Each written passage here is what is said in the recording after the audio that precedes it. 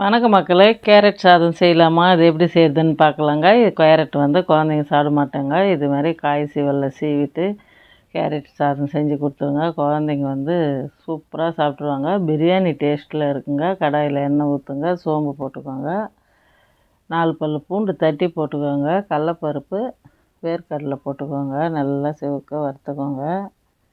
வெங்காயம் போட்டுக்கோங்க, 2 வெங்காயம் போட்டுக்கணுங்க. பச்சை மிளகா 3 பச்சை மிளகா. குழந்தைங்க சாப்பிட்றதுன்னா காரம் கம்மி பண்ணி ஒரே பச்சை மிளகா மட்டும் கீறி போடுங்க. அதே போதும் குழந்தைங்களுக்கு. நல்லா செவக்க வறுத்துக்கோங்க வெங்காயத்தை. தேவையான அளவு உப்பு போட்டுக்கோங்க.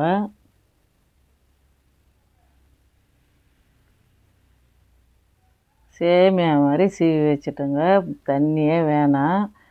சூப்பராக வந்துடும். ஒரு ஆவிலவே வெந்து வந்துடும். அவ்வளோ டேஸ்ட்டாக இருக்குங்க. இது மாதிரி கேரட் சாதம் செஞ்சு கொடுங்க. குழந்தைங்க விரும்பி சாப்பிட்ருவாங்க. மஞ்சள்தூள் கொஞ்சம் போட்டுக்கணும்.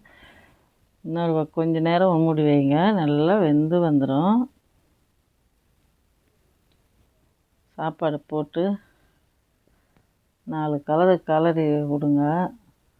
ஒன்று சேர்ந்த மாதிரியே. எங்கள் பாப்பா காலேஜுக்கு இது தாங்க இன்றைக்கி கட்டி கொடுத்தேன். பருப்பு பொடி, இட்லி பொடி எடுத்து மழைச்சாரல் மாதிரி மேலே தூவிட்டு சாப்பிட்டு பாருங்கள். இந்த சாப்பாடை அவ்வளோ டேஸ்ட்டாக இருக்கும். கொத்தமல்லி போட்டு இறக்கிடுங்க. இந்த வீடியோ பிடிச்சிருந்தால் லைக் பண்ணுங்கள், ஷேர் பண்ணுங்கள், கமெண்ட் பண்ணுங்கள், சப்ஸ்கிரைப் பண்ணுங்கள். கேரட் சாதம் ரெடி ஆயிடுச்சு.